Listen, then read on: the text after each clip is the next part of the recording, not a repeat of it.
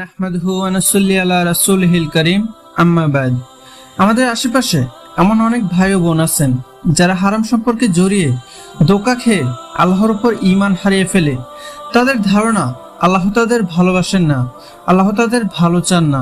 আল্লাহ যদি তাদের ভালোবাসতেন, তাদের ভালো চাইতেন, তাহলে তাদের কাছ থেকে তাদের তথাকথিত প্রিয় মানুষটিকে ছিনিয়ে নিতেন না, তাদের এত কষ্ট পেতে দিতেন না। আমার সেই ভাই বোনদের কাছে জানতে ইচ্ছে করে, আচ্ছা আপনি বলুন তো, এই পৃথিবীতে আপনাকে সবচেয়ে বেশি ভালোবাসে কে? আপনি বলবেন আপনার মা। মায়ের ভালোবাসাটা আসলে কি আপনি কি একটু স্মরণ করবেন?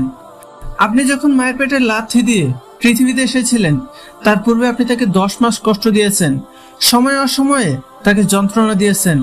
মাকে এত কষ্ট দেওয়ার পরও যখন আপনি পৃথিবীতে আসলেন, তখন কি তিনি আপনাকে দেখে রাগান্বিত হয়েছিল, আপনাকে উল্টো আঘাত করেছিল, নাকি খুশি হয়ে নরম চাদরে আপনাকে তার বুকে জড়িয়ে নিয়েছিল? আবার অনেক মা এমনও আছেন, শীতের রাতে যখন আপনি ডান দিকে প্রস্রাব করে দিতেন, তখন তিনি আপনাকে বাম দিকে শোয়াতেন। আবার যখন বাম দিকে প্রস্রাব করে দিতেন, তখন নিজে ভিজে জায়গায় শুয়ে আপনাকে শুকনো জায়গাটাতে শোয়াতেন।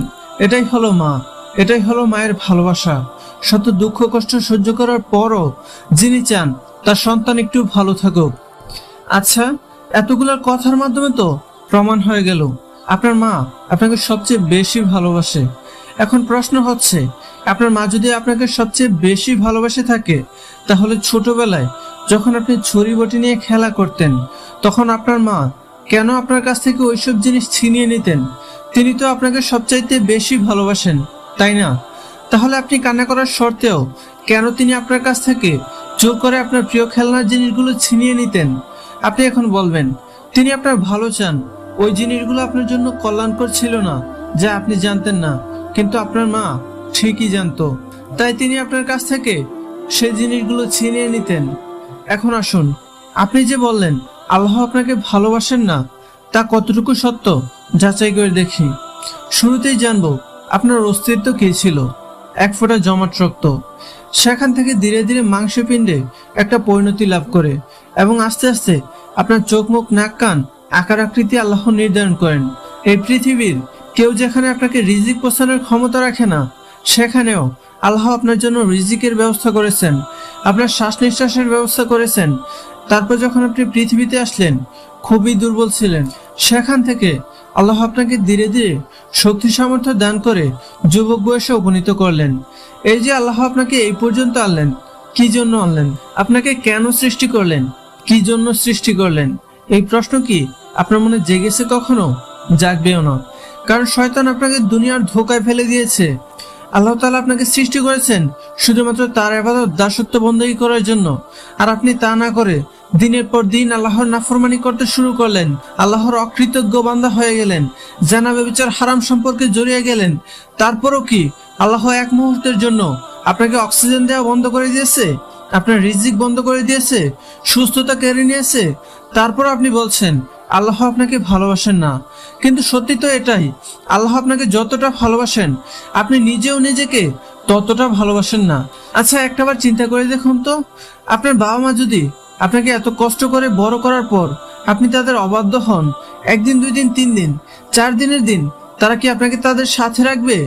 অথচ আপনি দিনের পর দিন, রাতের পর রাত, মাসের পর মাস, বছরের পর বছর আল্লাহর অবাধ্যতায় মগ্ন হয়ে আছেন। তারপরও কি আল্লাহ একদিনের জন্য আপনাকে ক্ষুধার্ত রাখছেন? 1 সেকেন্ডের জন্য অক্সিজেন বন্ধ করে দিয়েছেন? আল্লাহর নিয়ামত ব্যতীত, দয়া ব্যতীত, ভালোবাসা ব্যতীত এই পৃথিবীতে কোনো প্রাণী একটা শ্বাসও গ্রহণ করতে পারবে না। বায়ুর সাগরে ডুবে থেকেও আমরা যেমন বুঝতে পারি না আমরা বায়ুর সাগরে ডুবে আছি, ঠিক তেমনি ভাবে আল্লাহর অসংখ্য নিয়ামতের মাঝে ডুবে থেকেও আমরা বুঝতে পারি না আমরা আল্লাহর নিয়ামত ভোগ করছি। রাসূল সাল্লাল্লাহু আলাইহি ওয়াসাল্লাম বলেন, আল্লাহ তাআলা সৃষ্টির পূর্বে ওনার ভালোবাসাকে 100 ভাগে বিভক্ত করেন, এবং 1 ভাগ ভালোবাসা সমস্ত মানুষ, জিন, পশু পাখি এবং সমস্ত সৃষ্টিকুলের মাঝে ভাগ করে দেন। বাকি 99 ভাগ ভালোবাসা তিনি নিজের কাছেই রেখে দিয়েছেন। সুবহানাল্লাহ। এই 1 ভাগ ভালোবাসার ছিটেফোঁটা পেয়েছি আমরা, পুরো 1 ভাগ ভালোবাসাও পাইনি। এই 1 ভাগ ভালোবাসার ছিটেফোঁটা পেয়ে আমরা একে অন্যের জন্য জীবন দিতেও দ্বিধাবোধ করি না। আর যে আল্লাহর কাছে 99 ভাগ ভালোবাসা রয়েছে, উনি আপনাকে ভালোবাসেন না, সেটা আপনি ভাবলেন কি করে? মা ওই এক ভাগ ভালোবাসার ছিটে ফোঁটা পেয়ে আপনাকে এতটা ভালোবেসেছেন যে আপনি কান্না করার পরও আপনার কাছ থেকে আপনার খেলনার জিনিস ছিনিয়ে নিয়েছেন। যেই মা এক ভাগ ভালোবাসার ছিটে ফোঁটা পেয়ে আপনার কল্যাণ অকল্যাণের দিকে খেয়াল রাখে, সেই রব যার কাছে 99 ভাগ ভালোবাসা রাখা, আপনি কিভাবে ভাবলেন যে তিনি আপনার কল্যাণের দিকে খেয়াল রাখেন না? মা যেমন আপনার কল্যাণের কথা ভেবে আপনি কান্না করার পরও আপনার কাছ থেকে অকল্যাণকর বস্তু ছিনিয়ে নেয়, ঠিক তেমনি ভাবে আল্লাহ আপনার কল্যাণের দিকে খেয়াল রেখেই আপনি কান্না করার পরেও তথাকথিত আপনার প্রিয় মানুষটিকে ছিনিয়ে নেয়। আল্লাহ তাআলা পবিত্র কোরআনে বলেন, তোমাদের কাছে হয়তো কোনো একটা বিষয় পছন্দনীয় নয়, অথচ তা তোমাদের জন্য কল্যাণকর। আর হয়তো বা কোনো একটা বিষয় তোমাদের কাছে পছন্দনীয়, অথচ তোমাদের কাছে তা অকল্যাণকর। বস্তুত আল্লাহই জানেন, তোমরা জানো না। আপনি শয়তানের ধোঁকায় পড়ে হারাম সম্পর্কে জড়িয়েছেন। যাকে আল্লাহ আপনার জন্য নির্ধারণ করেননি তার সাথে আপনি সম্পর্কে জড়িয়েছেন। আর আল্লাহ আপনার কল্যাণের দিকে খেয়াল রেখেই আপনার কাছ থেকে সেই হারাম সম্পর্কটা ছিনিয়ে নিয়েছেন, যেটা আপনার কাছে খুব পছন্দনীয়, কিন্তু তা আপনার জন্য কল্যাণকর নয়। কিছু কিছু সম্পর্ক আল্লাহ নষ্ট করে দেন যেন আমাদের জীবন নষ্ট না হয়ে যায়। প্রকৃতপক্ষে আল্লাহর চেয়ে আর কেউ আমাদের বেশি ভালোবাসতে পারে না। তবুও আমরা শয়তানের ধোঁকায় পড়ে আল্লাহকে দোষ দিই। হারাম সম্পর্ক ছিন্ন করে আল্লাহ চান আমাদের পবিত্র করতে, যা আমরা এখন বুঝতে না পারলেও ভবিষ্যতে ঠিকই বুঝবো এবং বলবো আলহামদুলিল্লাহ, আল্লাহ যা করেছেন ভালোর জন্যই করেছেন। আল্লাহ তাআলা আমাদের সবাইকে উপরোক্ত বিষয়গুলোর উপর আমল করার তৌফিক দান করুন। আমিন ইয়া রাব্বুল আলামিন।